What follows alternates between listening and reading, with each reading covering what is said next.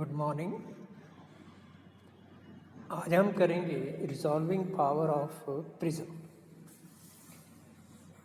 Prism की जो विवेदन क्षमता है वो प्रिज्म द्वारा न्यूनतम तरंग लंबाइयाँ अंतराल यानी वर्णक्रम रेखाओं को पृथक करने की योग्यता को प्रकट करती है। या यूँ कहिए कि ये कितनी नज़दीक की दो तरंग लंबाइयों को अलग अलग दिखा सकता है, इसे ही प्रिज्म की जो विवेदन क्षमता है वो कहेंगे। इसको भी लैम्डा अपॉन डी लैम्डा से लिखते हैं। लैम्डा वो तरंग लंबाई है और डी लैम्डा जो है वो रेंज है जिस रेंज की तरंगों को ये अलग अलग दिखा सकता है।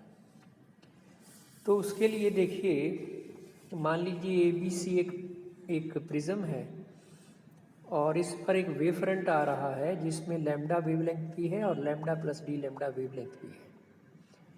हमने इस प्रिज्म को न्यूनतम विचलन पे रखा हुआ है। मान लीजिए जो लैम्डा तरंग लंबाई है वो इसमें से पास होकर के किसी CN और CM साइड में चली जाती है कि लैम्डा जो है वो CN पाथ को लेते हुए जो है वो यहाँ से Q पॉइंट पे चली जाती है और लैम्डा प्लस डी लैम्डा जो लाइट है वो यहाँ से P पॉइंट पे अपना फोकस जो है या वहाँ पे जाके वो अपनी स्पेक्ट्रल लाइन जो है वो दिखाती है। तो आने वाली लाइट में यहाँ पे एक बड़ा इम्पोर्टेंट क्वेश्चन है कि सब आने वाली लाइट में लैम्डा भी है और लैम्डा प्लस डी लैम्डा भी है, तो इसमें से ज़्यादा कौन सी मुड़ेगी। तो ज़्यादा कौन सी मुड़ेगी ये एक्चुअली डिपेंड करता है म्यू पर, कि ये जो ग्लास का बना हुआ प्रिज्म है इसमें जो म्यू होता है ये इन्वर्सली प्रोपोर्शनल टू लैम्डा होता है। तो लैम्डा जिसका ज़्यादा होगा उसके लिए म्यू की वैल्यू कम होगी और जिसके लिए म्यू की वैल्यू कम होगी वो कम मुड़ेगी और जिसके लिए म्यू की वैल्यू ज़्यादा होगी उसमें जो मोड है वो ज़्यादा होगा। तो यहाँ पर देखिए लैम्डा और लैम्डा प्लस डी लैम्डा दो तरह की लाइट्स हैं। तो लैम्डा के लिए जो मान म्यू का आएगा उससे लैम्डा प्लस डी लैम्डा का जो मान होगा म्यू का वो कम होगा। इसलिए लैम्डा प्लस डी लैम्डा जो लाइट है वो कम मुड़ेगी या वो स्पेक्ट्रल लाइन का जो मुड़ना है या डेविएशन है वो कम होगा, जबकि लैम्डा का जो है वो ज़्यादा होगा। तो P पर एक जाएगी लैम्डा प्लस डी लैम्डा और Q पर आएगी आपकी लैम्डा। अब देखिए कि यहाँ A से जो आगे जाएगी तो हमने यहाँ पर वेव फ्रंट जो है BD आपतित है, पारगमित प्रकाश में तरंगाग्र CN तथा CM है तथा डेल्टा माइनस डी डेल्टा ये विचलन कोण है।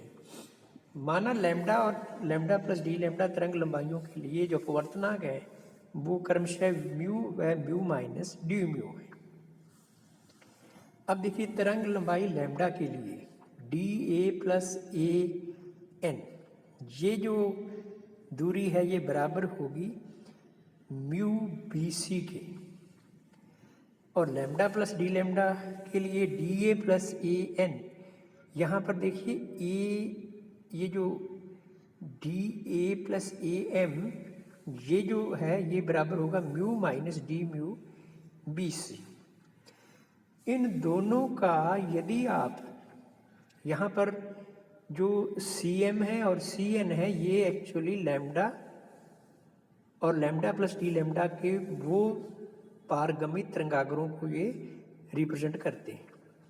इन दोनों का डिफरेंस यानी AN minus AM is equal to d mu BC। अब AN माइनस AM इस फिगर के अकॉर्डिंग देखिए ये लगभग LN के बराबर लिखा जा सकता है। तो ये है डी म्यू BC। BC जो है यहाँ पर वो है प्रिज्म का बेस, इसको मैं T से लिख रही हूँ। तो LN is equal to t d mu. अब रैले क्या कहता है, रैले के अनुसार दोनों तरंग लंबाइयाँ जस्ट रिजॉल्व रहेंगी यदि आपका जहाँ पे P का प्रिंसिपल मैक्सिमा है उसका फर्स्ट मिनिमा Q पर आए और क्यू पर जो मैक्सिमा है जिसका यानी लैम्डा तरंग लंबाई का, उसका जो फर्स्ट मिनिमा है वो पी पर है। तो इस शर्त के लिए ये जो डिफरेंस है इन दोनों तरंगों के बीच, that should be of the equal to lambda. First minima की ये कंडीशन है कि साहब ये लैम्डा के बराबर होना चाहिए। तो lambda is equal to t d mu, या लैम्डा अपॉन डी लैम्डा को लिख सकते हैं आप t d mu by d lambda. तो ये जो है ये है विभेदन क्षमता किसकी, प्रिज्म की। प्रिज्म की विभेदन क्षमता जो है वो lambda upon d lambda is equal to t d mu by d lambda से लिखी जा सकती है। अब देखिए इसी तरह से जो नेक्स्ट चैप्टर है हमारा वो है एक्चुअली लेज़र। लेज़र क्या है बेसिकली, इसका जो फुल फॉर्म है वो है light amplification by stimulated emission of radiation, कि प्रकाश का उद्दीप्त उत्सर्जन के द्वारा प्रवर्धन। अब देखिए ये है क्या, इसको समझने के लिए पहले आपको जो सामान्य प्रकाश के स्रोत हैं उनके बारे में समझना पड़ेगा।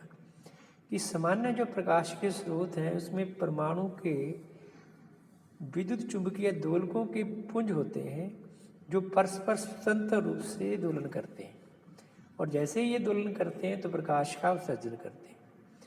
परमाणुओं को ऊर्जा देकर उत्तेजित अवस्था में लाया जाता है, जहाँ से परमाणु फोटोन सर्जित करके मूल अवस्था में पहुँच जाते हैं।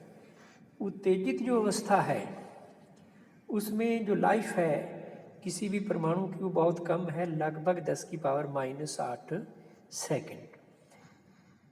अब जो उत्सर्जित फोटोन हैं उनके द्वारा जो तरंगे उत्पन्न की जा रही हैं उनकी कलाओं में कोई कोरिलेशन नहीं होता। ये तरंगे स्पंदों के रूप में ज्यावक्रीय तरंगे होती हैं, जैसे इस फिगर में दिखाया गया है। कुछ देर के लिए एक ज्यावक्रीय तरंग रहती है, इतनी देर में कोई नेक्स्ट फोटोन उत्तेजित अवस्था से नीचे गिरता है तो उससे अलग ज्याविक्रीय तरंग निकलती है। और ये इस तरह से तरंगों की जो कला है ये बहुत थोड़े टाइम तक स्थिर रह पाती है, उसके बाद फिर ये ऑटोमेटिकली बदल जाती है। ये जो तरंगे हैं इनको कहा जाता है कला असंबद्ध तरंगे या इनकोहेरेंट वेव्स, क्योंकि ये थोड़े समय और दूरी के बाद अपने आप ही बदल जाती हैं। ऐसे प्रकाश स्रोत यदि हों, मान लीजिए, जो कि कला असंबद्ध हों, तो उनके द्वारा जो संपोषी या विनाशी व्यतिकरण उत्पन्न होते हैं वो परमानेंट नहीं होते। परमानेंट होने का मतलब है कि एक जगह पर हमेशा संपोषी व्यतिकरण हो तभी आपको वहाँ पे लाइट की तीव्रता ज़्यादा दिखेगी, और एक जगह पे हमेशा विनाशी व्यतिकरण ही हो तभी आपको वहाँ पे लाइट की तीव्रता हमेशा कम दिखाई देगी। ऐसा नहीं होगा, आपको अलग अलग जगह पे कभी संपोषी कभी विनाशी, और ओवरऑल यदि देखा जाए तो आपको औसत तीव्रता ही वहाँ पे दिखाई देती है यदि आपके स्रोत जो है वो एक कला संबद्ध है, इनकोहेरेंट है। अर्थात I is equal to I1 plus I2 dash dash dash. यदि n स्रोत हैं तो सभी की औसत तीव्रता I जो है वो आपको दिखाई देगी। यदि सारे स्रोत एक जैसे हैं तो n टाइम्स I1 आप उसको कह सकते हैं। लेकिन आजकल कुछ ऐसे स्रोत बनाए जा रहे हैं जो इसमें के समय के साथ तथा स्थिति के साथ कला संबद्धता जो है वो प्राप्त की जा सकती है। ऐसे जो स्रोत हैं वो कला लेज़र स्रोत कहते हैं, ये पूरी तरह से कला संबद्ध होते हैं। तो अब देखिए ये लेज़र स्रोत किस तरह से बनते हैं और क्या क्या इनकी इम्पोर्टेंट बात है वो हम बताएंगे आपको नेक्स्ट टाइम।